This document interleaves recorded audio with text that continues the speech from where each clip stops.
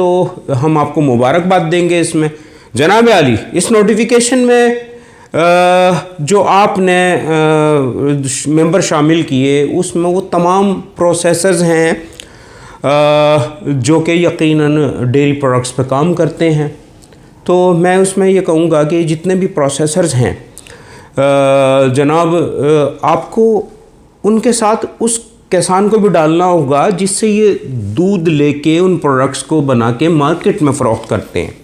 यकीनन ये मैं समझता हूँ हमारी किस्मतों का फ़ैसला है। आप सब ने जो हुकूमत पाकिस्तान ने इन्हें लाइसेंस जारी किए, वो यकीनन किसान से दूध ख़रीद के डेयरी प्रोडक्ट्स लोगों तक पहुँचाने के इस चीज़ के जारी नहीं किए कि जनाब वो वे पाउडर स्किम मिल्क इंपोर्ट करें और उसका दूध बनाएं और शहर में या शहरों में फ़रोख्त करें और वतन अज़ीज़ के बच्चे ग़िज़ाई कमी का शिकार हों।